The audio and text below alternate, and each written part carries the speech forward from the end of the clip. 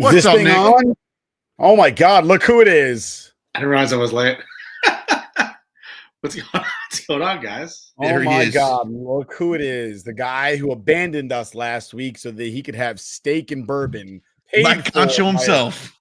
By Mike Concho himself. I love it. Mike Concho. Our own. Is that just me? No, I think that's Nick. Combination of Vince Vaughn and who was it? Who did you say that? Who was it? Vince Vaughn and who? I think he's frozen in space and time. I don't know what happened to Nick. No, but you didn't you say you were the one who looked like Vince Vaughn? You said I look like Vince Vaughn and who? Oh, who did I say? Because he said, and I said Vince Vaughn and I said Jonah Hill. Yeah, who did I say? I said Vince Vaughn and who? Oh, fuck. Was it Jonah Hill though? Was somebody else? No. I look back because didn't you make a did you? I believe I did. Vince Vaughn and Robert De Niro. Vince Vaughn and Robert De Niro. A young Robert De Niro. That's what it was. Eh? Fucker, can you milk me? Robert De Niro. Here, this is what you said I look like. I gotta. Here's the other one. I don't have the butt. Looks like John McClane. It doesn't actually look like John McClane. And he's got a receding hairline. Oh my God. That was kind of funny. So, talking about receding hairlines, my hairline absolutely sucks, and I'm ready to shave my entire head because I'm just sick of it. And Carissa wants me to hang on, and then I see somebody, a Twitter account that I follow that I find very amusing, absolutely destroyed some dude for having like a receding hairline faux hawk, and I'm like, that's fucked up. I was like, all right, come on, man, take it easy. I was like, oh man, so dude, it's not so much. I have enough hair to it doesn't look ridiculous. It's so gray. Like I'm fucking 37 years old and I got gray all in my beard and my hair and stuff like that. Like I'm over it. I'm not a dye my hair kind of guy. I got a gray beard. I make you look Cheers, like by the way, boys. Clooney. Cheers. I don't really grow my hair out often on my face, but right here is all gray. So you're not alone. And I get the grays in my sideburns every now. Yeah, the sideburn. I gotta take it off now. By the way, awesome hat my mother got me. She wanted me and my father to wear monogram name hats in Scotland and Ireland for our trip to play St. Andrews, and then me and my dad are going to Ireland. We're gonna play I think Druid Glen in Ireland. So one round of the golf over there, and lots of Guinness. But my mother hooked this up. So yeah, let's see how fucking gray. Look at this, dude. I mean, obviously I've had hair, so it's not poofed up, but ridiculously gray. But you know what? It makes you look distinguished. Yeah, like George Clooney, but I don't have hundreds of millions of dollars, so looking like George Clooney only works if you have millions of dollars. People are like, oh yeah, these guys are so handsome. Like you think Anna Nicole Smith was like, oh my God, I love 90-year-old fucking crypt keeper looking goblins. No, they like fucking money. Like let's call it what it is. Well, don't pull Anna Nicole Smith. God rest her soul. Listen, Anna Nicole Smith was a saint. A saint. She loved that man. She even said it when he died. She loved him. Okay? Listen, if she physically loved him once during that marriage, she deserves all the money. I don't think she loved him that way, but she loved him. I guarantee you that guy, because at that point, it's like everybody knows the deal. I think that dude was like, what, 70-something, almost 80-something years old, and pretty much infirmed when they got married. It's like, you know he's laying it all on the line, like telling the wet nurse to get out, like, hey, get out of here. I don't need a bath. And telling her you're going to do all of it, all the weird stuff, or else you're not getting sent. You know, wet nurse is I know, a booby breastfeeding nurse, which is the weirdest thing ever, but he probably had one of those. You're talking about the gray hairs and stuff. I just had my high school reunion recently, and I saw my friend, and he's got all on the side, and he said he went to a liquor store like earlier, and he's like, I went to go buy these beers, and the cashier said, I don't have to check your ID. Your ID is in the side of your head. Oh my God. So old. He's like, that was brutal. Who goes to a high school reunion? Like what sitcom world are you living in that you're going to a high school reunion? It was a 20-year reunion. It was at St. Joseph by the Sea. Bunch of Do you think that we all graduated? Wait, hold on. Do you think that we all graduated in a different year? Well, no, I wasn't saying it to you guys. I'm saying it for the podcast. No, but just now you tried to justify going to your high school reunion by saying, well, it was the 20th year anniversary, as if we all didn't graduate from high school this same year. I think he was covering himself. TJ, because I didn't go to mine. TJ's reunion was the same date as mine. Like I went to the after party. Yeah, and they were at the same bar as us, which is really Rook was covering himself from the abuse that was going to rain down because I absolutely did not go to my fucking reunion. I don't give a shit. And that's a normal thing. Only in like TV shows do you go to your high school reunion and like start a fight with a guy that was your bully and shit in high school. Like, no, it wasn't like that. My friend Don flew in from LA, so like I was like, I gonna see him. He flew in. I haven't seen him in a while because he lives out in LA. Don Arangio? Yeah, Tower Angel. I like how you said my friend Don. Like, I don't know who that is. Well, I wasn't sure if you knew. I know TJ doesn't know him. Don, no idea. Called on the side of Caesar's Palace. Yeah. How would I not know who Don is? Yeah, of course you know that. I'm probably TJ wasn't there, but anyway, no. My other friend Tim lives in Pennsylvania. But even TJ knows that story. Yeah, he knows that story. We talked about it in AC when we did the recap, whatever. For the 4 people that are watching right now. If you don't know the story, many moons ago, you know, we go to Atlantic City every Christmas Eve. And many moons ago, we're out there. It was a pretty large crowd that year, actually. There had to be at least like 10, right? There was like 10 of us staying in like 2 corner rooms, smoking. So I don't know why this happened, but somebody put the latch on one of the doors, and then you know who did it? No, I don't remember, dude. It was Steve. Was it Steve? Damn, yeah, we gave Steve so much shit. We still give God damn it, Steve. And then we had a chair holding the middle doors open, right? The joining room doors. There was a chair holding both doors open. And I want to say it was also Steve who moved the chair. Yeah, it was all him. So Steve latches the door, and then he lets the conjoining the door in the middle slam because we're using a chair to hold both doors open. And he's like, no, I need someplace to sit down. And he closes the door, and now the door is locked from one room, and then the latch is on the other side. So we can't get into that room now. And we've got a bunch of shit in that room that we're not supposed to have. And it's out. So we can't even call up the hotel and be like, we locked ourselves out of the room with the hasp on the door. Because then first of all, I don't even know how they get that out. Do they have tools or something? Like, they do have there's a million ways to open up the door. It's actually very easy. Big magnet that you just like put there and it pushes because that would be a smart thing to do, wouldn't it? Like, there's also things with like that go from, you know, it's like a dick. It goes from flexible to rigid, and they run it up the back of the door and they underhook it so they're able to can actually control it and manipulate the slide locks and the stupid little you could actually use a rubber band to get the fucking chain lock off. That's actually really easy. It was I'm just saying, like, so if it's just the door, it's actually pretty easy. And nobody told you to buy yellow cake uranium from Iran that weekend, Nick. I mean, we shouldn't joke around about that because not for nothing, nobody knows what the fuck happened at Mandalay with that fucking Vegas shooting. You know, rest in peace, all those people. But in all seriousness, it's been a few years now. Nobody has any idea how that fucking dude just walked up, had 15 high-powered rifles and like thousands of rounds of ammunition. Like, no, this does not explain. And everybody's just kind of like, go try to fucking steal $5 from somebody in Mandalay, and they're gonna catch you. But I digress. Go ahead. So now we're like, fuck. How do we get back in that room now?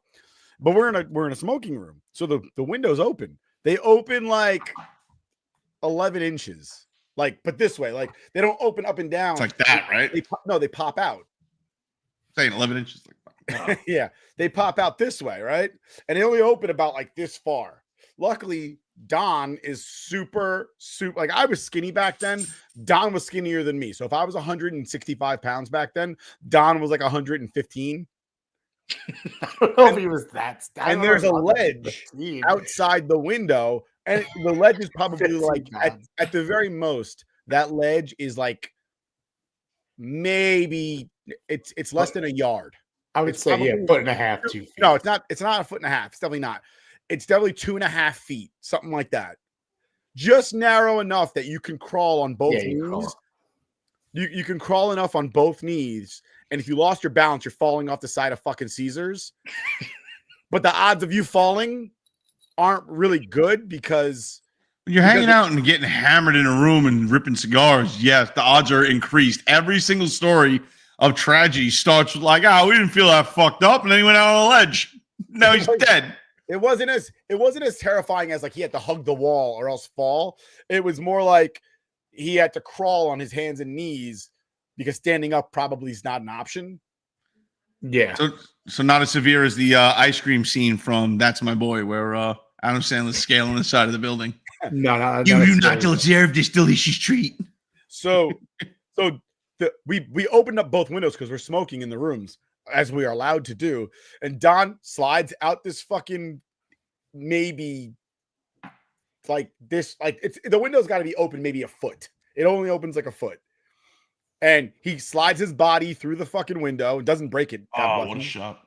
He fucking crawls on his hands and knees across the ledge of Caesar's Palace in Atlantic City, and then opens and then crawls through the other window and opens up the doors. And we're like, oh my fucking God. Like that was, I feel like that was long enough ago that we didn't have like camera phones like we have now.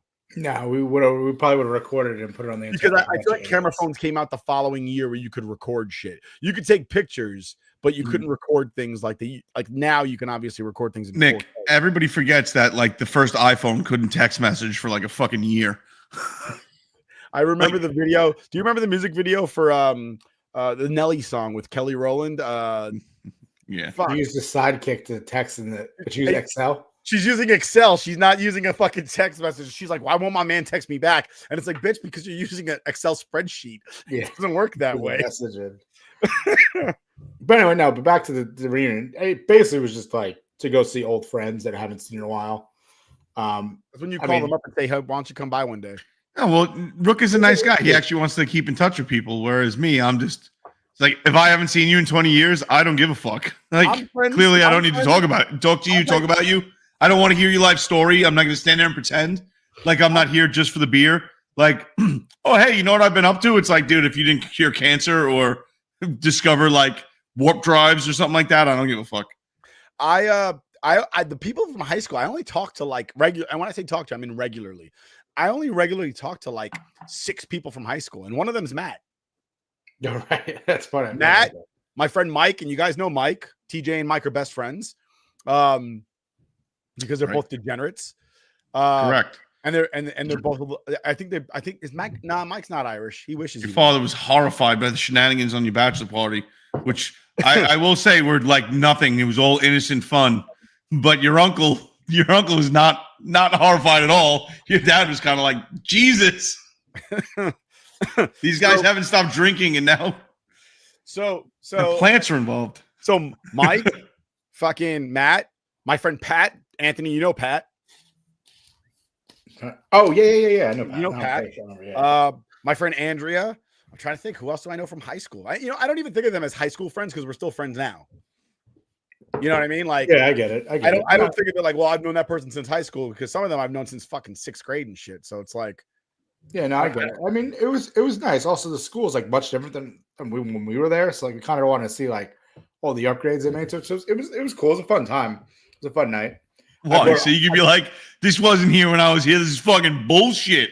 It wasn't, not even just that, dude. It's not even the same place. They replaced all the lockers. They replaced all the walls. The walls. The mere fact that you had fucking lockers is incredible. All right, you clearly went to school at Bayside and you were best friends with Zach Morris because I had lockers in school. You weren't allowed to use them. Like we had lockers, but I also didn't go to a school/prison like Nick did. So I didn't go to a fucking school/prison. Yeah, you did. My school was the only school that had a me and fucking TJ went to pool. private school. Your school is the only school that had shootings on Staten Island regularly. That's not true at all. There's never been a shooting at my school ever. Outside the school, constantly. No, there's never been. There was one this year.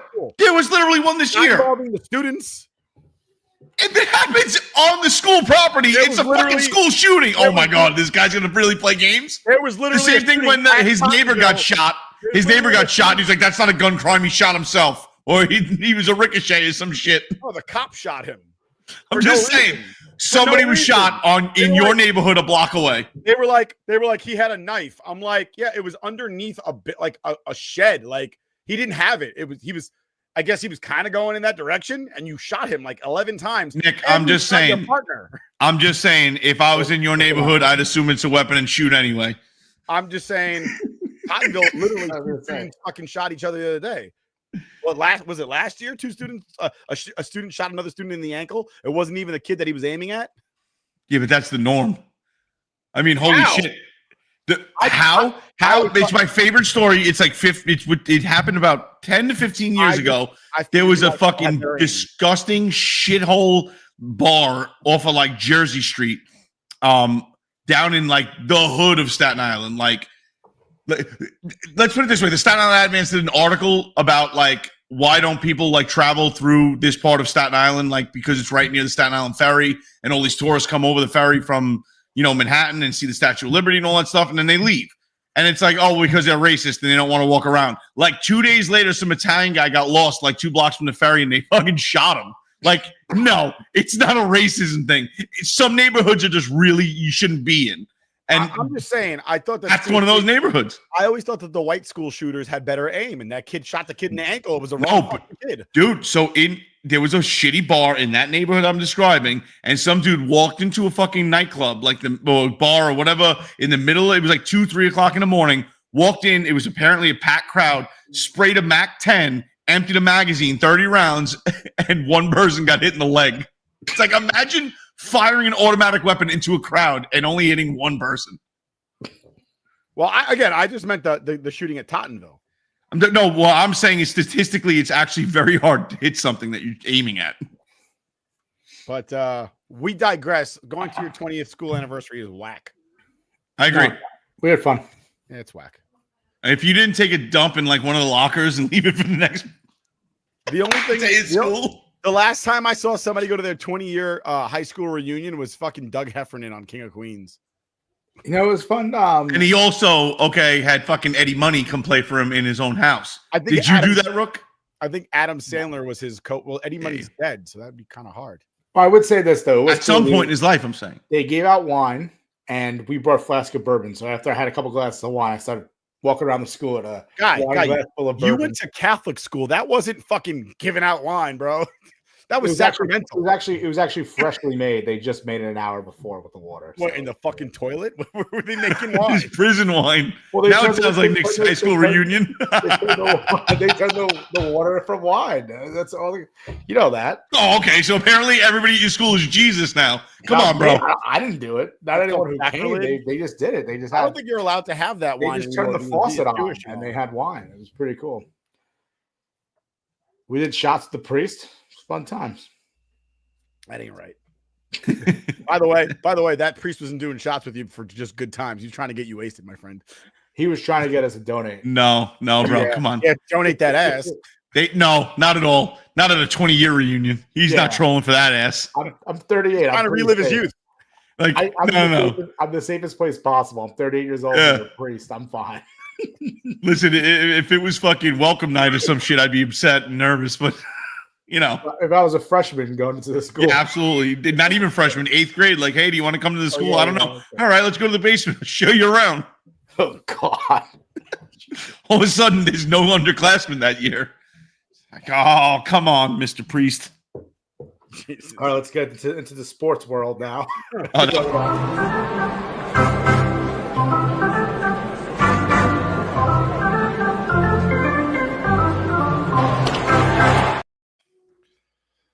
Well, it's spring training and bad news for Yankee fans. Garrett Cole out for season Tommy John surgery. A lot of injuries for the Yankees so far. Luis Heel, Garrett Cole, Giancarlo Stanton, DJ LeMahieu, which you figured that was going to happen. Who gives? Like, I'm sorry, DJ LeMahieu was not a fucking loss. It's not a loss to me, but it's a loss when you're Brian Cashman. You convinced everyone that he was going to have a resurgent year. And was Nobody start fucking thought that. He was. They didn't look for another third baseman because they're like, oh, we have DJ LeMahieu to play third. They didn't look for another third baseman because their owner said we're not paying for another third baseman. Yeah, but I get it. But you know what? Rook's 100% right because none of New York sports media jumped on that when they absolutely should have. It's like you're the New York Yankees. Who's playing third? Oh, that dude that literally hasn't played more than like 60 games in a year in 2 fucking years? Oh, yeah, that'll be reliable. This is what the Yankees do, though. Yeah, they loved to stretch their last dollar as best they could. You're welcome. Acknowledged. But no, you're absolutely right, dude. The Yankees it's embarrassing as the Yankees to continue to try to, I don't know, justify holding on to their last dollar and cent with these players instead of just being like, yo, it is what it is. He's an older player. He reached the end of his career while he was under contract. We're cutting him and letting him go. This is the deal. This is the cost of doing business. But they can't understand that. And it's the same reason we got Shanghai and Donaldson last year. It's like, no, everybody knows that these people aren't good enough. And you should not be writing down DJ LeMahieu as a starting player on your opening day roster, like as if, oh, yeah, we're in a good situation. Yeah. No, you're fucking not. And they did it to Hicks. I mean, they got rid of Hicks. Fucking Hicks, man. That was yeah, Hicks too. They got rid of Hicks. They should have done what they did to Hicks did with him. Just grinding to a halt. I didn't even realize. Ceiling bird in here somewhere. It was Hicks, the Hicks thing that he sucked to. Donaldson should have never been high. I saw somebody the other day suggesting a trade. Got him. Fucking got him. Let's go. Fucking 10 points, Gryffindor. No. That's why he's a Hufflepuff. No. Does he really think it was him? No, he's hysterical laughing. He couldn't hang. That was it for Rook. Sorry, everybody. We were just goofing around, and we got Rook to break. Round of applause, ladies and gentlemen. Are you okay? I'm like crying because I didn't realize it at first. And so I teacher look around. I'm like, oh God. So this is the same shit that we went through with, and I saw somebody actually suggesting a trade for Tim Anderson, and I was like, and then they're like, they should trade for Tim Anderson and sign fucking Trevor Bauer, and I was just like, you could not have named more assholes in baseball unless you added Donaldson in there. I see. I'm on the other side of it. I throw Trevor Bauer a couple bucks and let him come in for a year. Have you seen his numbers? Have you seen his numbers in Japan? He's got like a 7 ERA right now. I understand. I'm just saying, for the money that you're going to have to spend, it's a risk reward. If he's ass, he's ass. He doesn't play. And I know I just explained how the Yankees have been fucking pinching pennies and all that stuff, but for the money that he would require to bring him over to the Yankees for 1 year, and again, if you're smart and you're Brian Cashman, who I think is very smart, you could literally sit there and be like, hey, Trevor, anybody else in the MLB offering you this? Because I'm going to bring you to a fucking mound in Yankee Stadium, and you could build this into another career. Come here and play your ass off, and you'll get time. Nobody in baseball is offering him anything because nobody wants. But that's what I'm saying. So A, he's not good, and B, he's a dickhead. Yeah, and like not even that I get it, but I know he was like exonerated, but there's going to be backlash on bringing him in because it's New York liberal listen, media. Let's talk about this for a second. I don't give a shit about that. He's an asshole. Always has been. When he was with the Indians and his manager goes to take him out of the game and he takes the ball and throws it into the bullpen from the mound instead of handing it to his manager like a professional. Yeah, you can get away with that when you're winning Cy Young awards. When nobody wants you, you can't be sitting there doing your whole little sword spiel while you're striking out fucking bums in Mexico. Robinson Cano's fucking batting like 700 in Mexico with 700 home runs. And you're going to sit here and tell me like, well, Trevor Bauer can't be that bad. He's in Japan right now getting his tits lit. Yeah, but I mean, we all know the deal with Mexico and the over-the-counter drug situation. So Robinson Cano is right at home feeling nice and juiced out. But at the same time, being juiced doesn't make you make contact. No, 100%. Yeah, I get it. It just makes you make solid contact, it's going to go. Because up. everybody else is on steroids in that league too. They still can't hit the fucking ball. Oh, Yeah, 100%. Cano has a sweet swing, but he got all that. Trevor Bauer cost. It's a roll of the dice, obviously, but with Garrett Cole going down, you know what? Why the fuck not? They're going to get repaid his contract for the year from insurance, so it's not like they're saving that money. I know it's still a cap hit and all that stuff, but it doesn't matter. You fucking throw the dude practically nothing, you're essentially giving him an opportunity to walk on. And he's going to, if he's smart, he can use this to propel himself back into the MLB if he has a good couple of outings. Wait, can I say another thing, though? Wait, can I say that go back before asking for Tim Anderson's the dumbest thing I ever heard. Oh, yeah. One, he just signed the contract with the Angels. The Angels didn't sign him just to trade him to the Yankees in spring training. And secondly, once again, you're going to take someone who is a shortstop and move them to a position they don't play. The whole problem with the Yankees is they're putting guys who are in one position and moving them somewhere else because they're the smartest people in the freaking room. The same thing that Dominguez is a center field, they put him in left field, and everyone's like, "Oh, he can't play left field." Well, no shit, he can't. He's a center fielder. And then you have the same thing with Jazz. Jazz played third base. He did all right most of the postseason, but he had some issues at third base too. But he was a second baseman and an outfielder, and you put him at third base. And now that the Yankees, when you don't want to pay fucking Bregman. When you don't want to pay Bregman and you let him go to a team that's now we don't know who's playing where, and now we have issues, like playing issues. It's like, yeah, guess what? He wouldn't have had playing issues if he came to the fucking Yankees. Yeah, there'd be zero issue. Yeah, I honestly, I mean, they weren't going to do it because they weren't going to give him any money, but I would have paid Bregman, have him play third base. You play Jazz at second where he's supposed to be. I'm sorry, dude. And we talk about this all the time, and it's the same thing with the fucking Rangers. If you're charging $16 to $20 a beer and $9 a hot dog, and it costs me and Nick and fucking Rook literally every time we go to a Ranger game, the tickets are like $200 a pop. So that's $600 right out the gate. It's $1,000 for the three of us minimum for that night out. And we're buying rounds of beers, and the beers are still. We're going to dinner beforehand. If you want that, if you're going to command that kind of money, shut the fuck up about not paying. Oh, we don't want to do the luxury tax. Shut up. Fucking pay them. Seriously, concessions would pay that man's salary in a 3-game set. Cut the bullshit. I would say right now, when we go to a Ranger game, it's at least $1,200 because we're going to dinner beforehand. Huh? We have to. We have to because of the time it takes to get there. Right? If you want to be there for 7:00 puck drop, then you got to leave Staten Island by at least 5:30. So when are you eating? Right. You know what I mean? Like, are you eating dinner at 4:30 in the afternoon? No. And TJ, also, just to speak further about how the Yankees are being so cheap, the Yankees set a record last year for having the most amount of money collected in ticket and suite revenues in 2024. They made $411.7 million in ticket and suite revenue alone. Those are just for tickets. Now, people are spending money upwards. When you go, I would get stadium. If I buy a beer, it's $20. You buy a sandwich or whatever, a French fries with it, it's another $20. It's $40 a person at least. Dude, those ice creams and the little souvenir cup hats are like $14 now. Oh, the ice cream hats? Yeah. Dude, they're like $14 now. A steak sandwich is like 23. It's literally one scoop of ice cream at Carvel. And because it's in a plastic Yankee. Those things were like $6 when I was a kid, which I guess was probably outrageous considering.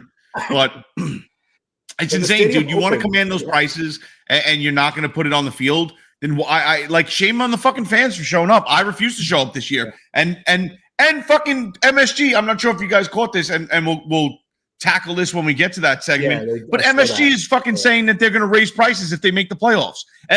But dude, literally the day before I'm out golf with my father, and I looked at him and I said, I really hope the Rangers don't make the playoffs. I said they don't deserve $1 of postseason revenue just to get their tits lit in round one and make an early exit and then give this fucking stupid front office the ability to raise ticket prices. And then a day later, they're talking about raising ticket prices if they can manage to eke into a fucking wild card spot. It's pathetic.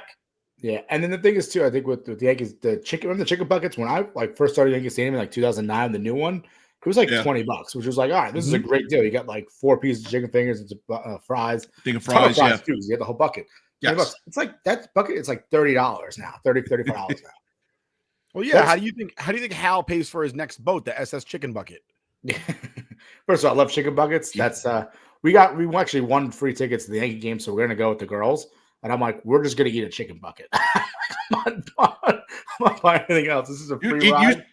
It used to be a joke, right? Like that was like the sitcom thing where the old people would bust out the burlap sack and take the fucking rolls home when they go to the buffet and shit like that. You need to live like that when you go to a Yankee game. They want you to take the rolls. Boy Meets World. Great show. Great reference. And you could bring food to Yankee Stadium now. They've always done that.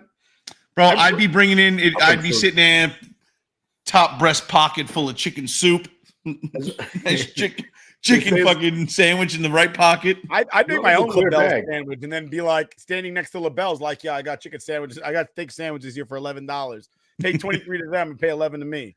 Well, dude, the guys outside the stadium with the fucking pretzels and jet games too. Genius situation. You walk into Philadelphia Pretzel Factory like 20 minutes before they close. You say, hey, give me everything you have.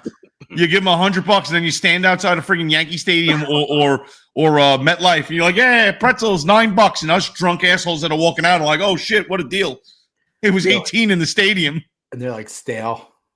Oh yeah, they're stale, they're crusty, but you're already half in the bag. You got that long drive home, especially if you're getting on the Deegan in the Bronx. Ugh. I can't figure out why they're wet. The humidity, and then it doesn't it stays on the outside of the crust, and that's the most disgusting thing in the world. Where you're like, why is it sweating? No, the most disgusting thing in the world is sitting on a wet toilet seat, and you're like, ew. No. I mean, as far as purchasing a piece of food, other than maybe like a soggy bun for a hot dog. Like you grab that pretzel and you're like, oh, good, a pretzel. And then you touch it and it's wet. And you're like, why is it wet? I think the worst thing in the world to run into, and it happens all the time, and that's why I kind of steer clear of fast food chicken, is when you hit that gristly part in the chicken where it's like, all right, I don't even know what this is because we all know that shit's only like 37% bird. Who knows what the rest of it is? Yeah, seriously. It's like, yeah, maybe they did invent fucking COVID in China, or maybe we invented it here in a fucking slaughterhouse while we're making fake fucking chicken nuggets. Leave the chicken nuggets out of this. I'm just saying. Like maybe when you look at the back of a package and it says like fucking lab created meat, you take a second and you think like we're doing stuff that's not right. Like this is wrong. So before we move on, are there any Yankees this season that you're actually looking forward to watching play? I was excited for Anthony Volpe, but he's had a really bad spring so far. Oh, he's getting lit up in the comments. It's actually pretty funny. Yeah, I was looking forward to him because I thought after the Grand Slam of the World Series, like maybe that would propel him into like a superstardom. Like maybe he'll start really carrying his weight for this team, and it's just not looking good. Besides him, Cody Bellinger, because he's been hot this spring. Yeah, he's been very good. Him being in front of Judge for an entire season should give him pump his numbers up. Nope. Those are rookie numbers. You got to pump those up. Yeah. When's Stanton due back? May, right? I'm saying at the earliest, it's like May, right? I would think at this point. I have no idea. I don't think there's a timeline on it. I don't think they put a timeline on it, but if like May, I'd be like, all right, that's kind of good. I don't think. What I'm saying is they didn't he's not shut down for the season or anything like that. Not yet, but they're talking about it. Are they? Yeah, they're talking about him retiring. Yeah, Jesus. Watch, you know how much money they would free up for the Yankees, and then they'd be like, you know what? We're gonna bring back Donaldson. That's 100%. That's exactly what they would do. 100%. 100%. They're like, was killing in the Mexico League? Robbie Cano, let's bring him in. He gets tested. All of a sudden, immediately. No, you shit me. All of a sudden, it's like, oh, you know what? We got the perfect guy to fill that spot in the outfield, and you just see the head going. Fucking Nick Swisher bringing him back in. It's like, oh God, come on, guys. What are you doing here? That's like so people who have been waiting for Brett Gardner to come back. What bothers me at this point is like, if you're going into the comments and trolling by throwing that in there, I appreciate it. But there's literally that dude that's like, I've been saying that, man. I've been saying that. And it's like, dude, we know you're a fucking idiot.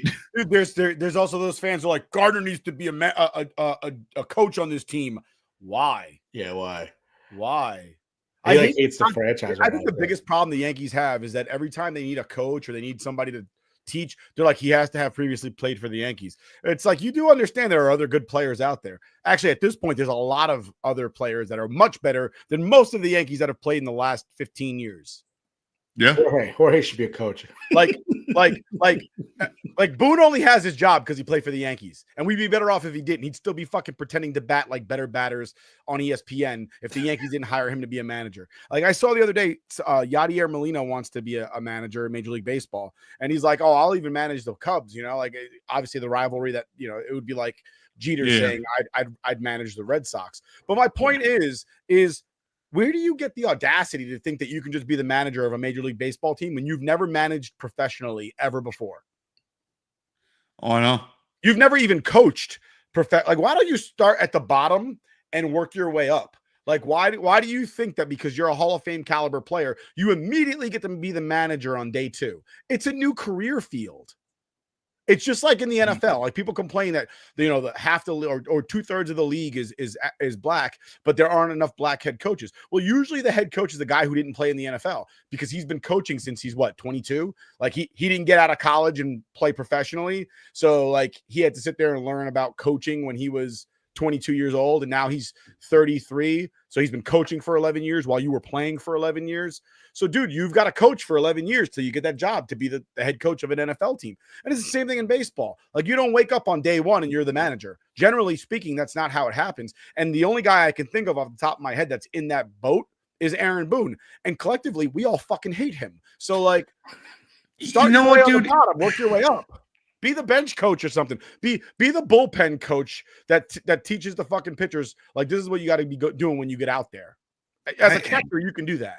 But you know what? At this point, I'm sick of the MLB and their fucking coaches because they're all soft. Everybody's fucking soft. And especially Boone, watching him like just yammer back and forth with the umps, or if there's ever a situation with another team and you just get nothing. Give me a fucking Tommy Lasorda. Give me Dusty Baker. Give me somebody with fucking like a little like anger and pizzazz. Somebody that'll be like, I don't give a fuck how much you're getting paid. Go fucking get me some seeds and sit down. Exactly. Yeah. I hate when they're like, oh, he leads the league in injections. I don't give a shit. He leads the league in like blown losses all based on his fucking decisions. And Game 1 of the World Series was the worst decision ever. And I feel like if you had gone to any other manager, they probably would have been like, yeah, I probably went with Tim Hill here, considering he's been your leverage guy. He's a lefty. He's got 2 lefties coming up. And instead, let's go to the guy who's been hurt for 2 months, who hasn't pitched in 2 months. Dude, you want to batter. If the Major League wants to make money, especially when you get down to like those last fucking 6 or 4 teams, or even as the World Series, you should do a podcast where you have like 5 or 6 managers of other teams in the league just shit talk all the fucking moves that people are making. So you know what that reminds me of? That ESPN during the national championship has a feed of like 5 or 6 coaches that are like active coaches, and they just watch the game and they just be like, I probably wouldn't have done that play at that point. I would die if they did like a Dusty Baker just shitting on Aaron Boone. It's like, who is he bringing in right now? And just talking shit about the managers during the World Series and drop the entire postseason. I would rather watch that than listen to whatever assholes announcing the game. The MLB is afraid of what would happen. You shitting me? You know the things that would come out of people's mouths when they're like absolutely trash, especially if it's like one of those loose podcasts where he like, somebody's having a couple too many beers and all of a sudden fucking they go back to like Nam situation. They start freaking out. Dude, somebody just has to throw. All of a sudden, Dusty Baker's trying to get over a Tommy Lasorda again over a 37-year-old beef. It's like Jesus. It's kind of like Peyton and Eli doing Monday Night Football. Yes, but they're too nice. No, they're too nice. There is Bill Belichick isn't though. Bill Belichick's actually been on a couple of times this year, and he's not nice, which is he doesn't have to be though. He's part of that old school. Yeah, he still has it. Like him and Dan Campbell destroying fucking teams that are in but Dan Campbell should be in the playoffs most of. You know what I mean? But again, I would rather hear Dan Campbell and Bill Belichick talk shit about that guy did what? What did he handed it off at the goal line? Wait, he didn't hand it to Marshawn Lynch and they lost the Super Bowl? What a fucking moron. I do like I did like there was a Monday Night Football where Peyton and Eli were talking. And it's halftime and they go, so now we're going to go into those imaginary halftime adjustments that everybody's always talking about. And they literally go into like, did you ever make a halftime adjustment? He goes, yeah, we spent the whole week practicing with one fucking strategy, and then we fixed it all in 5 minutes. Yeah, I know. Seriously. He's like, halftime, by the time you get back into the into the fucking back of the locker room. He's like, you got enough time to eat a few orange slices, use the bathroom, and then go back out onto the field because it's literally 30 minutes. It takes you 15 just to walk back there. Well, I think the halftime's not in the NFL during the regular season. Is it 30 minutes? I thought it was only 15. I think it's 30. Maybe it's 20. Maybe it's 20, 25. But it takes a while. I think about all the guys that will be back in the locker room. 53 guys walking back there, plus another 25 coaches. Well, you literally each way you're doing at least 5 minutes of walking each way. They said it takes 15 just to walk back there. Yeah, I'm just saying, like realistically, if everybody in shuffled in a cordial, very, in a row type of. Right into the locker room, nobody in the way, no fucking. Oh yeah, what are you gonna do in the second half? We're gonna try to fucking win. That's what we're gonna try to do. Thanks for asking that awesome, important question.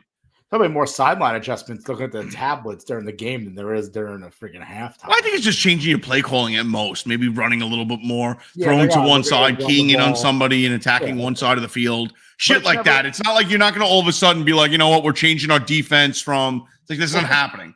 Since we're talking about this.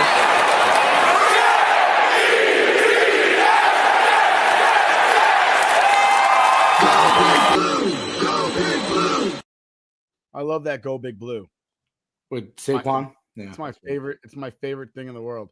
Saquon, the one guy the Giants should have paid and don't. Don't get me started on that. I don't want to spend the entire time on this, but no, Darius Slayton, $36 million a year for the next 3 years. Darius Slayton's not a terrible player. He's just no Saquon. I know the different positions, but their value at that position is much different. And the fact that you were able to paid Slayton $36 million and did not even think about paying Saquon $38, it's just an absolute joke. I'm not terribly mad about some of the signings they made. I think they made an improvement to the defense. I think defense is pretty good. The offense still needs work, but obviously we don't have a quarterback, so that's a problem. But I'm sick of you. We do this all the time. You got your favorite quarterback in the NFL. We do this all the time. Hunter Minshew. Well, we talk about this all the time with the Giant fans in general. They're just like, where are you? Where is your headspace? Like, and not you, Rook. It's not you, but like arguing with people online, like Saquon Barkley just fucking had an outrageous season, just won a Super Bowl, and we'll put out a tweet saying I'd much rather pay Saquon than Daniel Jones, and people are like, and then we'd have no quarterback. It's like, you don't have a quarterback. You didn't have a quarterback for the past 3 fucking seasons. No, I two. I like the argument where it was like, well, it wasn't between Peyton, Saquon and Daniel Jones. I'm like, yeah, it was 2 years ago. He fucking left. Oh shit! Big Tom on the show. Hold on, hit him with it, Nick. I don't have the buttons on this side. Hit him with what? His intro. Come on. Oh, I'm sorry, my mistake.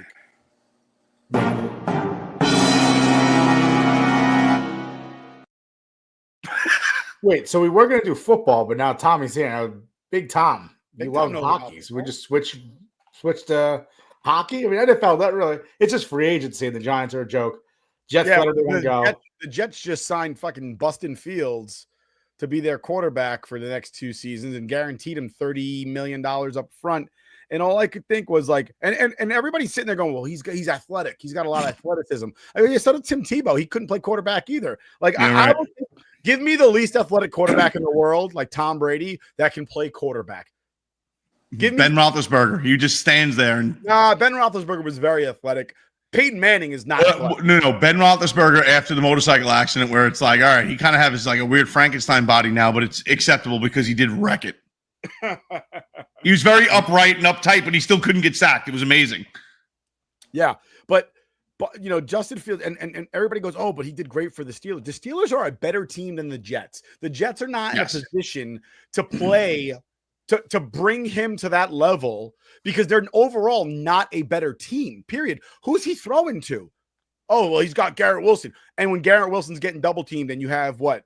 No tight end. You got Jeremy Ruckert as his tight end, and Malachi Corley as his number 2 receiver, and Xavier Gibson as his number 3 receiver, or vice versa. Well, how about you just lock in onto the basics, the stability of the Steelers? I'm sorry, is Mike Tomlin still there? How long has he been there? How long has everybody in charge doing what they do been there? 3 head coaches in the last 50 years. 3. Yeah. Like But the Jets, it's like, I don't know, who the fuck knows what our coach's name is? Well, we'll get a new one next year anyway because he'll suck and this guy will suck. And like, it's just what really pisses me off about the Justin Fields thing is these fucking same ass clown Jet fans that are out there bitching about Zach Wilson and all this stuff are actually sitting there like, oh man, Justin Fields gives us a real chance to what? Maybe be relevant to week 6 instead of week 5. Like, fucking stop. He's black Zach Wilson. He's Black Wilson. I don't understand what these people fucking see. And it's because they listen to ESPN and they listen to the highlights and the Steelers did this and the Steelers did that. But the Jets aren't the Steelers, and the Jets don't have the pieces that the Steelers had or the systems that the Steelers run or the fucking just normalcy of being an actual team and not a fucking circus every year. The mere fact that the Steelers didn't think he was good enough to continue to be their quarterback when he was on their team, and people will sit there and say, "Oh, it's because they were paying Russell Wilson." Wouldn't it have made sense to forego the loss of money on Russell Wilson, right, and still keep this guy on your team if he was the guy? He was what, 25 last year? Yeah, if he's the guy that's going to be on your team for the next 10 years, then you sit there and say, fuck Russell Wilson. I'm going to eat that money because if I don't, then I lose them both in the offseason. And then I have to determine whether or not I want to pay Russell Wilson, somebody I didn't want in the first place, to be my starting quarterback at a higher dollar value because my team did well, or sign Aaron Rodgers, who might end up on the Steelers or the fucking Giants right now. Yeah, but right Wouldn't now it have made sense right now it's not back between Wilson and him. That was Wilson. They're both free agents. They have to pay Wilson. Right, but my point is that last year they should have played. The reason that Justin Fields didn't re-sign with the Steelers is because they didn't guarantee him a starter position. Only the Jets, out of 32 NFL teams, right? There's 32 teams in the NFL. Am I crazy? 32 teams in the NFL. Only the Jets were like, "You're guaranteed to start, my friend. That we want you that bad, dude." And the fucked up part is that Aaron Rodgers is still a better option than Justin Fields. It's just that we absolutely fucking shit bungled that situation that now it's irreparably damaged and you just got to walk away from him. And I hope he goes to a team and fucking does well, not the Giants. They'll fucking absolutely make it into even more of a circus. Let's call it what it is. It's not a good situation for either player or team. Playoffs, and then they won't draft anybody and they'll lose him the following season and they'll have no quarterback and nobody else for the next 3 years. Kind of like what they did with Daniel Jones a few years ago where they made the playoffs by accident. All right, we're running out of time. Let's go right to the bum-ass Rangers. Hold on. While we are, if I can find just depressing.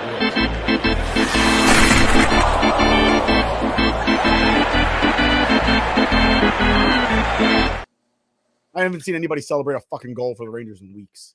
Also, it's just so depressing. We literally went from the Yankees, everyone being injured, the Jets and the Giants being shit, and now we go into the further more shit, the New York Rangers. Oh, dude, if there was ever a reason to want to fucking kill yourself, look at this situation. We live in New York City. We have to deal with traffic every day and fucking homeless people washing their asses out in the middle of the fucking street. Nothing gets done. Crime is rampant regardless of what everybody fucking says in the news. Like, oh, no, it's cool. Like, no, the fuck it's not.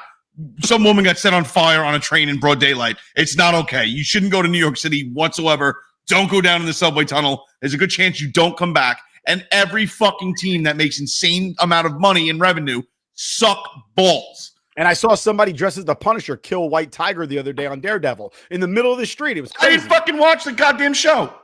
Yeah, great. Thanks. Spoiler alert. Get him out of here. Get him out. Nice, dude.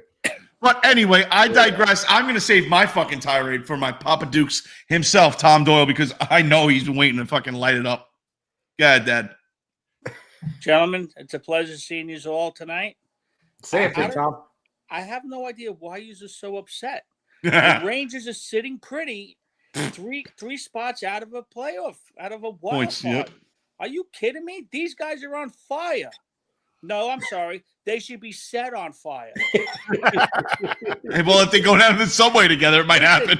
I actually made my son laugh today when I told him that Keandre Miller, they call him K-Poke. Because he doesn't hit nothing. All he does is poke. He sucks. Get rid of him. Lafreniere.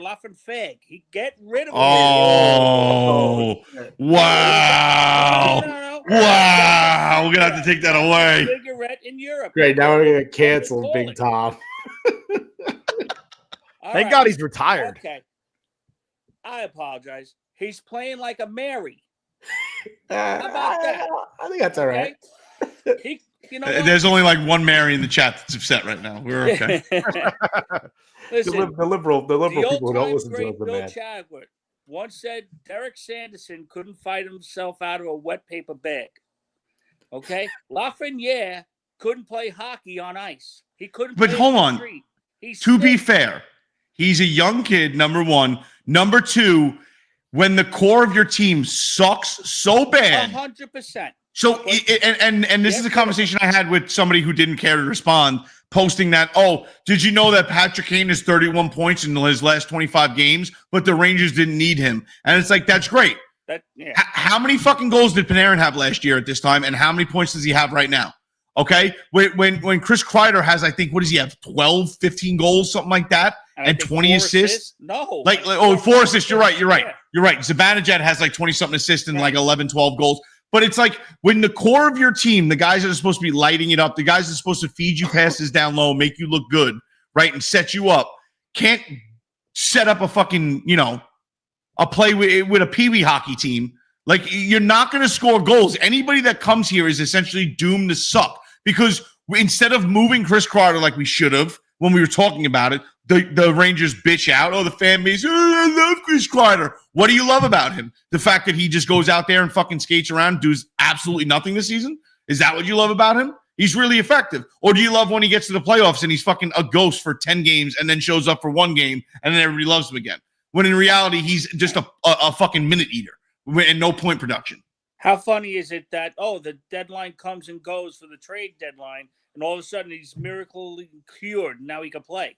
See, but they talk about that all the time, especially in hockey. They like to do that, but I don't give a shit, dude. Listen. The Rangers need to grab their balls and start sitting people. Mika Zibanejad shouldn't be touching the ice. He shouldn't have touched the ice most of the season. Okay, like you have people like Zach Jones and fucking Cooley and stuff like that that are just sitting there wasting young talent.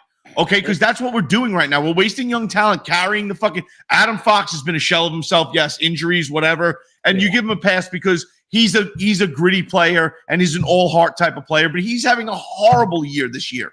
Like the Rangers are on a horrible downtrend every single spot that they were strong, including goaltender. And yet halfway through the year, we're able to get rid of fucking Trouba's $7 million hit. And then we immediately hand it to Igor Shesterkin. We gave him number one player in the league money. He's not a top 10 goaltender this year. And who knows if he will be next year. And people sitting there saying, what are you going to do? Let him go? What are we going to win? I don't know. What did we win with Hank Lundqvist? Listen, we ruined him. It all comes down to this. And I said this in years past. I'll say it again. The Rangers can't score. They can't play defense. When you score two shorthanded goals 42 seconds apart and lose 7-3 after tying the game up 3-3, and the momentum is phenomenal, and you just die. Yep. It's horrible. They're horrible. And I told you, they have no defense. Shesterkin is a shell of himself, but I can't blame him solely because why? No, I can because why? No, you can because he was it doesn't matter. It doesn't matter. You can blame him because he was a fucking distraction out the gate saying, I don't want 11. Right. I deserve more. I deserve to be the highest paid player on this team. The Rangers front office should have turned around and looked at him and been like, really? Because you're not playing that way. Go test free agency, motherfucker. Enjoy Minnesota. Listen, all you got to do is look at Carey Price. Yeah. He was the highest paid goalie at what, $8 million back then? Yeah. And he got hurt. Kreider ran into him in the playoffs, and he's never been the same. That's right. Getting back to Adam Fox, I really feel he never fully recovered from his injury in the playoffs and just carried through the season. He hasn't, like you said, the shell of himself. Trocheck, that guy's Houdini. I know. He disappears more than anything. Yeah, you're right. I don't know if you guys have been watching the game. I watched the game because I truly believe that we're going to squeak in, and then we're going to lose in the first round. But I hope we don't make it. Is Trocheck is he's a figure skater. So is Lafreniere. So is Miller. They all listen. Miller has been a great addition. All right, we should never have gave him up 8 years ago. Oh shit! But the bottom line is, you got the youth now. Listen, fourth line, they are playing lights out. They're the only excitement on the team. Start the game. They should start. They should start these kids and just play. Rempe, he's been playing great. Oh, you mean the guy that every single Ranger fan on Twitter started the year saying he shouldn't play? He sucks. He's a goon. He's nothing. Yet statistically, when he's in the lineup, they fucking win at like an 83% rate. Okay, and this is the guy that you want to you want to act like he's the fucking problem with the Rangers. It's not the $55 million on the first two lines that can't score a fucking goal to save their lives. It's Rempe making nothing and going out there and laying his body on the line for his team. And the only person other than probably Cooley and I don't know, Carrick mixes it up every once in a while. Carrick has been actually really good for them. Absolutely, but that's their entertainment comes from the fourth line and the fourth line only. Listen. They keep them in the offensive zone. I think they gave up one goal in the last 6 games. They just gave up one against not Winnipeg. Whoever it was, when they lost 7-3. Ottawa. Okay. But bottom line is, these guys keep the puck in the offensive zone. You got to reward these guys. You're getting them in there for 30, 40 seconds. They're giving you everything they have. They're not just skating north and south. They're skating with intent to keep the puck in the offensive zone and try to score. I think they had more scoring opportunities than the first line in the last 3 games. They've been on fire. Brzezinski on fire. Yeah, another player that I forgot. Yes, Brzezinski's been playing excellent. Even though Hoffman hasn't scored, he's been in the mix, taking the body, doing what he's got to do. This kid Barati's back up again, thankfully. Yep. But the Rangers, they got to go with youth now. And dude, at this point in the offseason, they need to really start just cut. Listen, Zibanejad's gotten hot, but it's too late for him. It's done. He's a guy that's too wishy-washy. I want nothing to do with him because he doesn't give a fuck, and it shows. But listen, you sit him, you let the kids play, you let Kreider sit, you let the kids play. Hey, guess what? You have no trade clauses. Guess what? This is where you're going to stay. Or we'll either outright release you or we'll send you down to the minors. So, last question before we go, because we got to cover Whiskey of the Week. You being a diehard Ranger fan for all these years, at this point, what would you rather see? Would you rather see the Rangers roll this out, or would you rather see them just absolutely gut it and try to rebuild with the fact that they do have a very young, talented team? And it's just, do you have the stones to take the fucking losses and get rid of players like Zibanejad that are not producing and need to go somewhere else? Listen, when Dolan brought out that letter apologizing to the fans and we're going to rebuild the whole 9 yards. 2017? Yeah, he had the intent. We got Panarin, but that's it. There's no – listen, send the youth up. Get them up here. Get them the experience. We don't make the playoffs. It's so what? Because me personally, I'm a diehard Ranger fan. We're going to go out. We're going to get bounced in the first round. No, we're not going to lose in the first. We're going to get bounced. It's going to be horrible. Yep. Horrible. I agree. The bottom line is bring up the youth. Listen, I don't know if you talked about it. The Quick signed another year, $1.5 million. Yeah. That's a big pickup. You know why? Because I don't trust Shesterkin. But it doesn't matter anyway, because either way, now the Rangers are fucked. No one will ever take that contract. No one will ever take him. And the Rangers had the opportunity to offload him. Yes, and use him as trade capital, and then tell him, hey, if you still want that $11 million, we'll pay it for you. You're going to fucking crawl back and say sorry and be happy that you're in New York, or you're going to fuck off. Because no one has the money to pay him, and at least not a team that's going to actually be contending with anything. So I think it's ridiculous. But thank you, Dad, again for joining us. We're running out of time. Going to go to the Whiskey of the Week. Thank you, big time. You hanging around? Best whiskey a go-go, California. Good club. Never been there, though. Yeah, good call. See you Thanks, later. Dad. Cheers. Thanks, Dom. Appreciate it. Have fun, boys. Bye-bye. Thanks. Whiskey of the Week. All right, we're going to roll this. I would say I'm with you, TJ. Gut it. Keep the young players. Get rid of the older guys. I hope they don't make the playoffs only because I don't want They don't deserve the money. They don't deserve the revenue. Or raise to take a right. But the ball's on that. But Rook, lead us off. What are you drinking, baby? So I'm drinking what I was drinking on the 20-year reunion night. I just finished the bottle because I had a little left. Knob Creek 9-year. The single barrel, the 120 proof. 120 proof single barrel. I love those single barrel store picks. It's very proofy too. It's strong. You get the Kentucky hug on this one when you get the first sip. 100%. Yep. But not so much about the whiskey. It is a very good whiskey. I know some people don't like Knob Creek. Like my friend was It's saying, got he's a not the biggest fan of it, but he likes. it's got a distinct flavor to it, and it's hard to describe. But when you sip on knob, like you're like it's knob. So I'm excited to show this because TJ, we're going to be doing this on Sunday when we're doing St. Patrick's Day. I actually bought a bunch of different wood chips. Ooh. It was an 8-pack on Amazon for $15. This one was It's not real wood. That's not real wood. That's Chinese fake wood. We're all gonna get COVID too. No, it's not. It's from I'm teasing. I haven't seen him get that excited in years. Oakwood. Very nice. That's an apple wood chips. Very nice. Cinnamon, walnut. This is a good pack. Ladies and gentlemen, breaking news. Rook has wood. Rook has wood.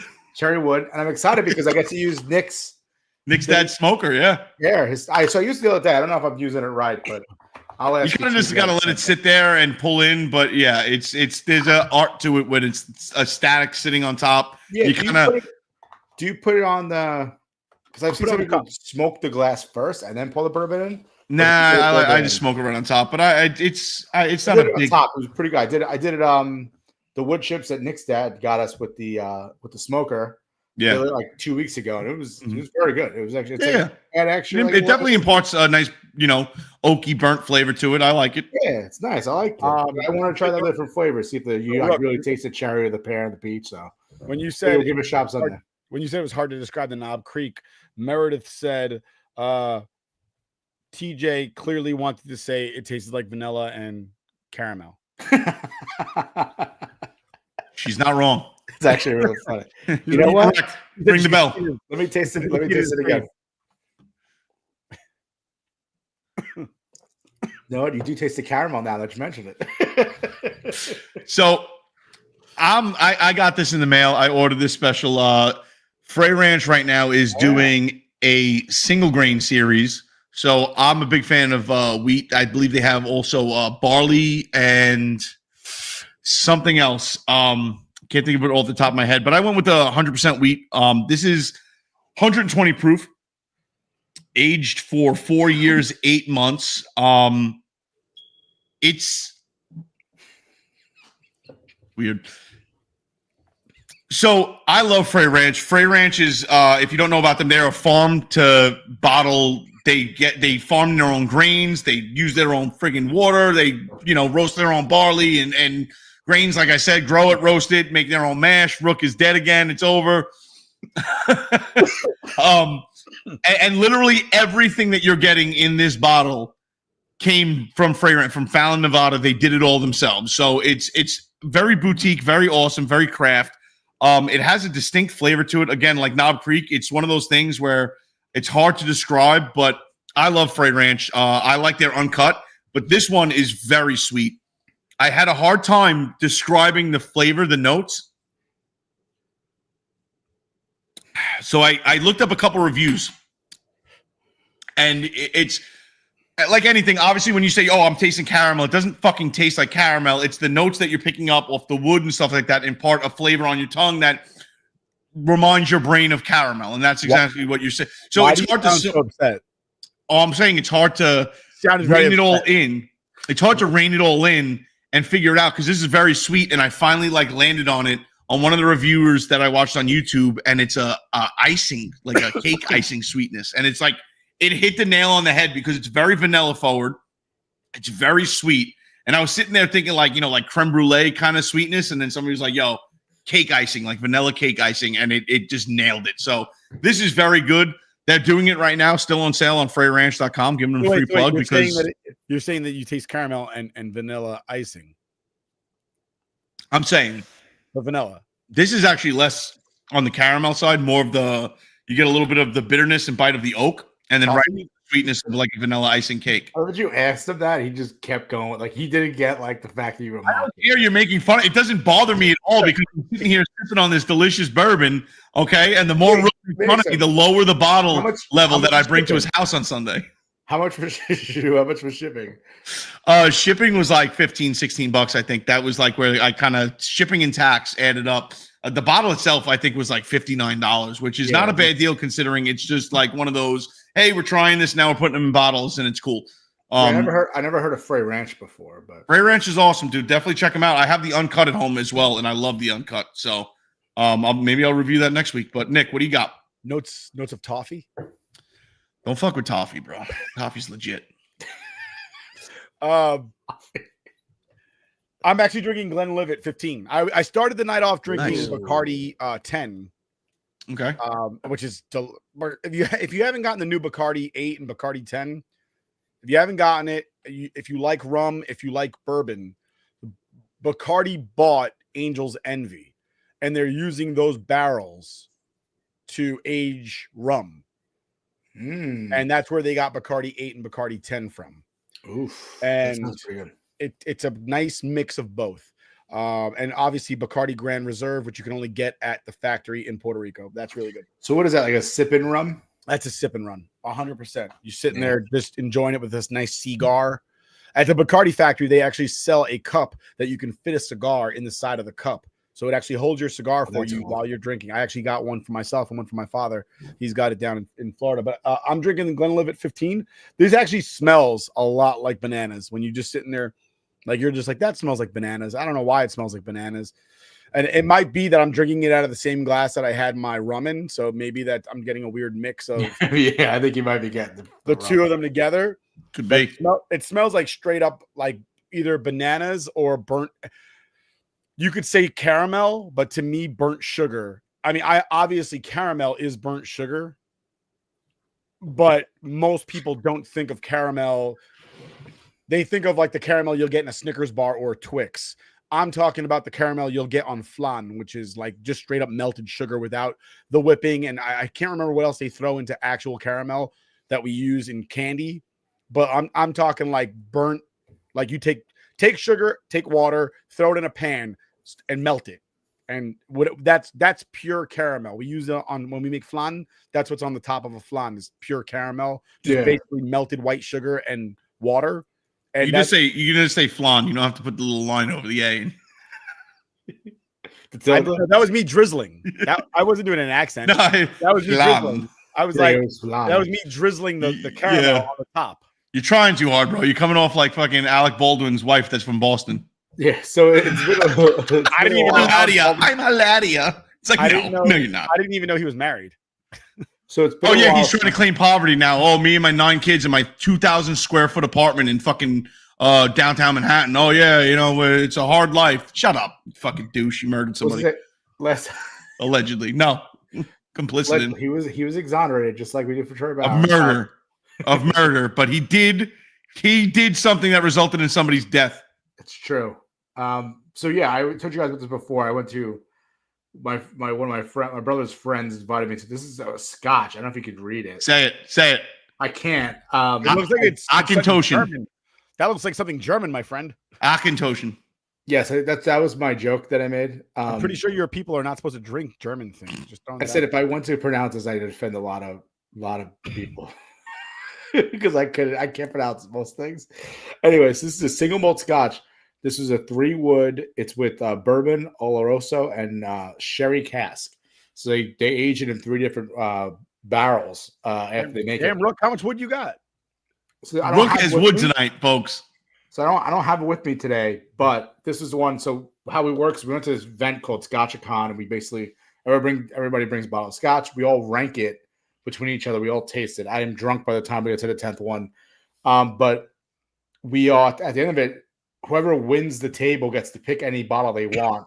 And I was like, I already had that bottle, so I got an Abalor bottle that I took from somebody else. But it was a lot of fun. And this Scotch was actually very good. It was sweet. It kind of reminded me of almost like a bourbon. And this won. I won with this one this year, which was a lot of fun. But this is how many bottles we had during it. And the only reason I mention is because I'm gonna have to bring the guy who runs it wants to come on on the show. He said he'll talk a little scotch, a little whiskey, or whatever type of whiskey. I told him bring whatever you want. But yeah, this is fun. And then this one, Lagavulin, this is the Nick Offerman one. A little disappointing. Apparently it's supposed to be highly rated. Was not that good. I think other Lagavulins are actually are good. I actually like Lagavulin. That was the 12-year, right? The Nick Offerman one.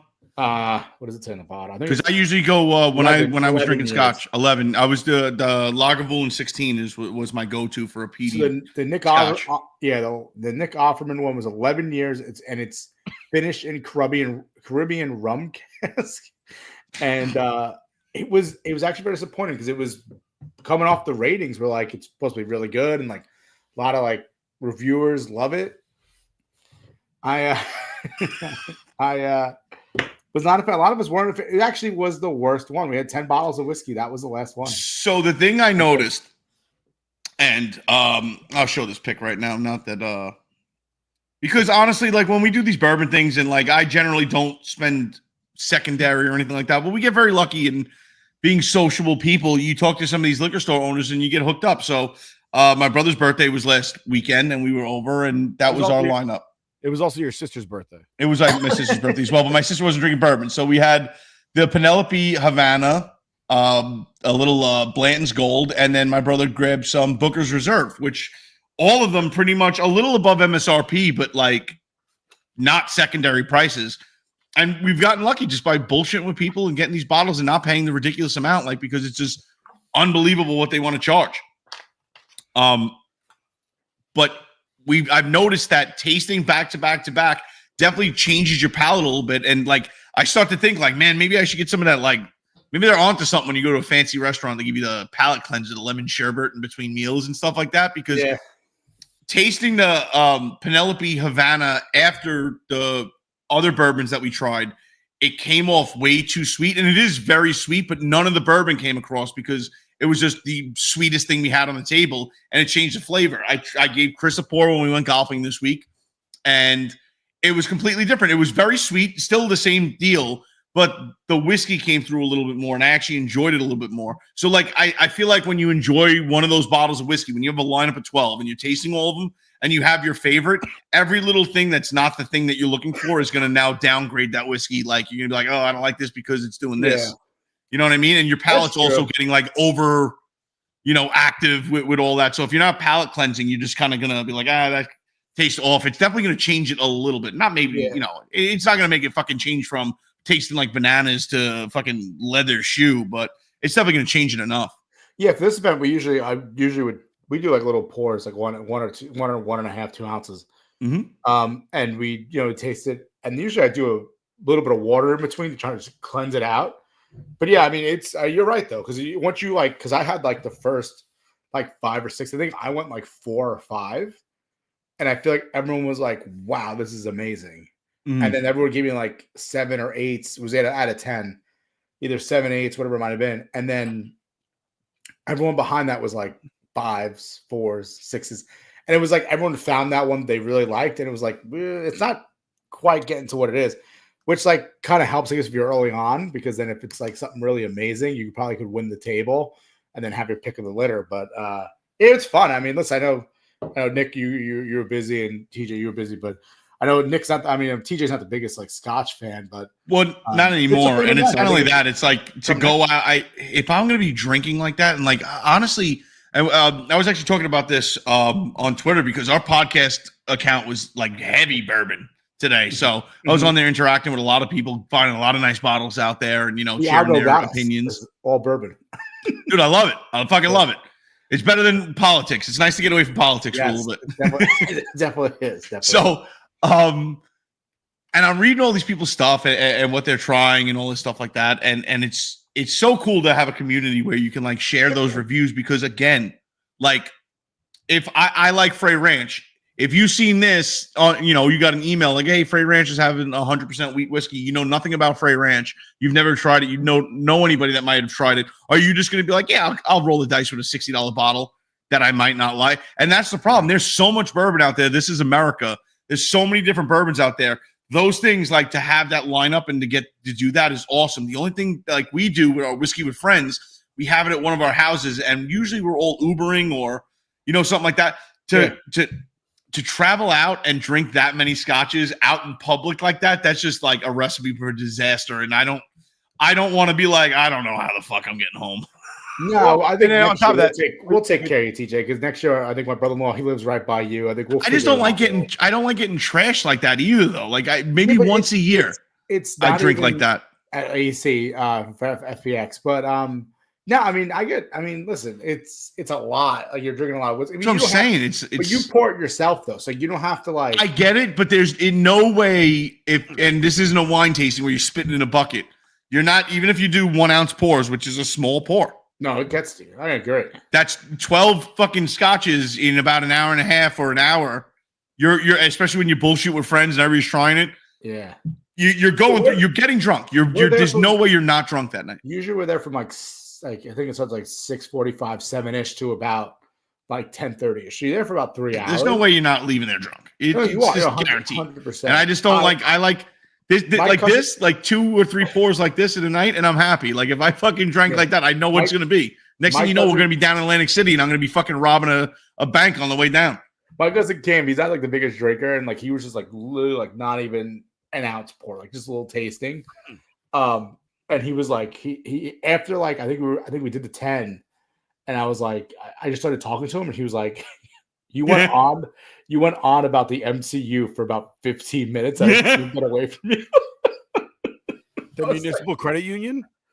No, the Marvel Cinematic Universe. And I was like, did I really? I was like, why? He goes, yeah, you wouldn't stop talking about like. I was like, why would I do that? Like it was just this craziest thing. But that's what happens when you're drinking a ton of scotch. So Were there any spoilers when you went on about the MCU? no, because he's watched all of them. The only thing he hasn't watched was like some of like the what did he watch? He watched Loki. He watched like he didn't watch WandaVision, which I thought was weird. I was like, if you like the MCU, you should watch WandaVision was really good. That was good. I haven't watched. I didn't watch. I was telling about how I don't watch Miss Marvel. I didn't watch the sequel to Black Panther. I saw the sequel to Black Panther. It sucked. Yeah, that's why I don't watch it because I heard everyone said it was terrible, so I didn't bother watching. They made Namor Mexican. That was unnecessary. And what was the other thing? Recently they came out with. I watched Hawkeye with the with Hawkeye Haley was good. and that was good. I told him that was good. He didn't watch that. And then the new Spider-Man, he didn't watch the new Spider-Man. I was like, how can you not watch the new Spider-Man? That was awesome. And then I didn't watch the one with the deaf girl. Yeah, I didn't watch Echo. I didn't watch that either. That's Echo, I think yeah. that would have been what I was talking to him about. I was like, Echo, wow, no one knows these. Like, I started talking about how like nobody knows these like comic books, and they're trying to make them into like bigger. Oh, Captain America Falcon. I told him he watched. I haven't seen that yet. That was good. The I new didn't one, the new Captain America. I didn't watch that one yet. I have not. Oh, you're talking about Falcon and Winter Soldier. That one. What did I saw? I said Captain America Falcon. No, the Falcon Winter Soldier was actually. I thought it was pretty good. It was interesting. Yeah, but we're out of time here, folks. Well over time too. Well over. You got a little extra. Real quick. Hold on. I had to throw this out there. Congratulations to my boy Steve and his chick Allie. They just welcomed their beautiful baby daughter into the world. So Wait, which Steve? Steve Scotty. No way. Yeah, Steve Scotty's your dad. Cheers, Gov. I feel Cheers. bad in about 15, 16 years, some nice kid's going to go to that door and knock to take his daughter out. And he's going to murder that boy. Like, not even a joke. It's just going to be like, well, the first one's got to die. And it's like, Steve, come on, man. You set the tone for everybody else. Yeah, 100%. I would 100%. do that. I don't know Steve, but God bless. I know Steve. Go Knowles. There you Fellow, go. Absolutely. And he had a daughter, so fellow girl dad. Congratulations. By the way, that whole girl dad thing is just so you don't feel bad about not having a son. Just throwing that out there. Now the girl dad thing makes you think about Kobe Bryant. Then you remember Kobe, and then you feel bad again. No, it's like when people say you like when something bad happens, they're like, that's good luck. Hashtag nobody writes hashtag boy dad. Like that's not a thing. Listen, the girl dad thing is I'm fine with it. I like it. Guys embracing it. It doesn't. I would kill for my daughters. I love I'm my not daughters. sitting here saying you don't love your daughter. I'm just saying no, it's a beautiful thing. But hashtag girl listen, dad is a cope.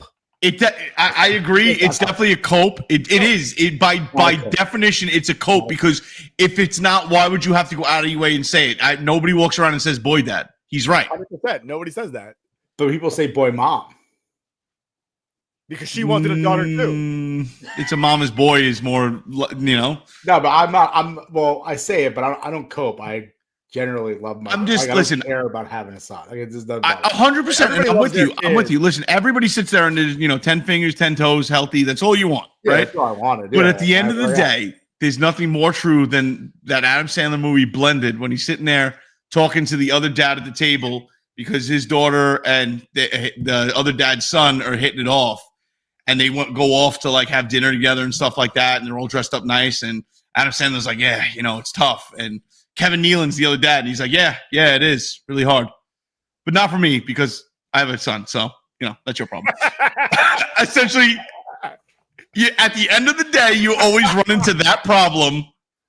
Like, as a father of a son, if you, God forbid, walk into the house during a wrong situation in high school, there's the difference of like, all right, good for my boy, or oh God, no. That's when Eric is Back to fiction. Eric gets caught in the house, and Alan and Amy are my son. like, I will go talk to my son. She's like, no, you won't. Not without me, because you're going to sit there and be like, attaboy. And he goes, no, fine. Let's go talk to my son. My son. It's true. It's 100% true. Dad is sitting there going, dear God, no, why? Dude, like, yeah. It's like in... You guys are so misogynist. Like, the last 30 minutes of this podcast has been so misogynist. I am offended. It's like 40-year-old virgin, right? You could put hashtag girl dad right next to hashtag nothing like that scene. Equality, hashtag feminism. Hey, it's fine. Dude, what about the scene in 40-Year-Old Virgin where he's like, I caught my son and his girlfriend doing unspeakable acts. How do I get my wife to do those things? No, that's funny. That was funny. I did that. Things my wife you guys are assholes to me to make me feel bad that I love my daughters, and I would never. Nobody's saying that. All we're saying is it's definitely a cope. When I shave my head bald and my wife makes me wear a fucking wig, it's going to be a cope, okay? Because I don't want her to leave me because I can't do better. This hat right here is a cope because if I just didn't wear it, there'd be too much shine on the screen. Like it wouldn't even be worth watching. My mom bought me this hat, so now but the whole hashtag girl dad is like the girl sitting there crying and she's dancing. Rook, at some point, you will have to dance to Daddy's Little Girl with your daughters, and you will sob uncontrollably. And me and Nick will be standing in the background, hammered off a whiskey, high-fiving like he's crying again. I'm just glad. You're invited. I'm just glad we're crashing that shit. I'm just glad that your brother has sons to keep the choice name going. He doesn't have sons. He has son. That you know of. He's got one shot. Well, I will say Dave gets around, my friend. By the time my daughter is, either one of my daughters are getting married, I'm probably not going to do Daddy. What did you say? Daddy's Little Girl? Is that what you said? Yeah. Everybody does that song. That song's been around for 50 years. You mean Butterfly Kisses? The other one too. People do. Yeah, that Butterfly one. Kisses is the new thing. That's what Meredith did at the wedding. But by the time, but that's not a new thing. That Butterfly Kisses has been around since the fucking 90s. Yeah, but it's not older than Daddy's Little Girl, man. Yeah. But I was going to say my daughter's. It'll be a Taylor Swift song by then. No, I don't think so. About how Daddy broke up with her or something like that. I don't know what Taylor Swift. I'm gonna ask him to do the Post Malone Yours. Hold on. Why would Daddy break up with her? What kind of sick fucking family are you dealing with? Jesus, that's Taylor Swift, baby. All her songs are about getting broken up with. Yeah, but not with her dad. To include the Daddy song. So you don't have a daughter, but if you were to listen to Yours by Post Malone, you'd probably still cry. Come on now. Just listen to any one of Tim McGraw's awesome songs, like fucking Don't Take the Girl. Wait, before we get off, my sister asked my dad what song he wanted to dance to at her wedding, and she was like, there's a song called My Little Girl by Tim McGraw. So that was like, I listened to it. It was very sweet. He's like, it was very nice. And then I watched the video, and it was for a movie about a fucking horse. And he goes, I wasn't going to dance to that. So it was hilarious. He's like, the whole entire video is about a horse. This isn't about a daughter. And I was like, Dad, I think it's just for the movie. Like, you can still dance to it. He picked a totally different song to dance to. We're just gone off the rails now. We're like fucking 25 minutes late. But it doesn't matter. If I'm just going to interject with this one thing, because I know, Rook, you've met Kenny G. I think you're a Kenny G fan, correct? Kenny, I'm on a, do you enjoy Kenny G's playing of the saxophone? Yeah, I guess I could.